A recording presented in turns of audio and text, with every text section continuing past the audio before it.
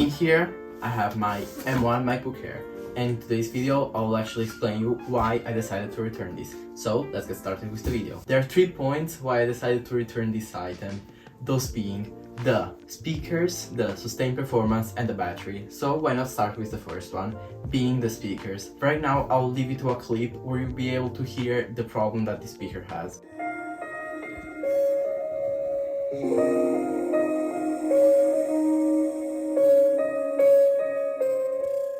I find that a bit strange because Apple is known for having the best speakers in their laptop, so having like a cracking noise while hearing music isn't like the best scenario possible, but it's expected behavior, so just know that if you're going to buy this laptop, you are most likely going to have these problems. So I wouldn't suggest it if you like to do some music on your laptop, or nevertheless if you edit videos without headphones on. Now we're going to discuss the second point, that is the sustained performance. As you might know, this laptop doesn't have a fan because Apple decided, as they introduced the M1, to don't put a fan anymore in their MacBook Air lineup. So right now the heat just gets dissipated around in the metal housing that it has. I mean, sure, you can do a mod to make it dissipate in the whole chassis, but still it isn't cooled down with like a fan, so sustained performance will be bad.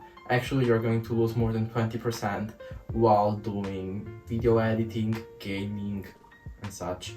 If you are just a normal user that will probably write documents, go on the internet, it will be most likely fine for you, but for me that I have to do video editing and stuff, I find myself with FPS drops on the video, and that's a bit annoying. So because I have the chance to return this laptop, I'm actually going to do it also because of this. So yeah, it's just worth pointing out if you are deciding whether to buy this laptop or not right now, because it's still a good value compared to other Windows laptops. The first intended use that I had for this laptop was just for general use, because I have my Hackintosh right here, but I noticed that it has some stutters because it's not, of course, optimized because it's a Hackintosh. I was willing to just use the laptop, and that's when I noticed everything that was going wrong with it. Let's don't talk about the fact that I wanted to use like a laptop instead of PC because it draws a lot less watts. So for instance, the 14-inch draws 25 watts, and my Hackintosh, which is like mid-range, it draws around like 400 watts under load. And the third one being the battery.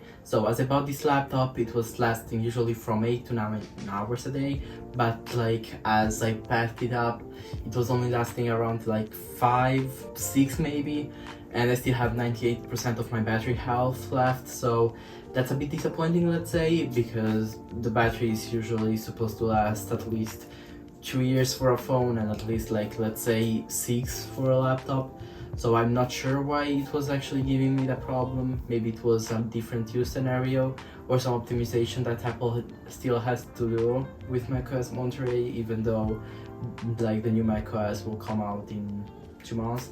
But yeah, it's something that you should know if you are planning to buy this laptop, or at least if you just wanted to know my opinion about the laptop. Now, what will I buy next? It's either going to be the 13-inch MacBook Pro or the 14-inch. I still have to decide between those because either of those are good enough for me, let's say, but the 14-inch has some advantages that the 13-inch cannot provide me. For example, the HDR monitor that will be useful, let's say, because I have an iPhone 13 Pro, as you may have seen from the other review, and if I decide to buy that, then I will be able to actually edit HDR videos, as both of my monitors don't support HDR content. Another reason why I might decide to go for the 14-inch or the 13-inch are also the speakers, and maybe also the port situation that will help me, because as you can see, I have 2 monitors, so it will be probably my desire to use both of them, right? With the 13-inch MacBook Pro, I cannot do that. With the 14-inch, I can. So I still have to see what to choose. There is a $500 difference. Thanks so much for watching, and subscribe, leave a like, and leave a comment. See you in the next one.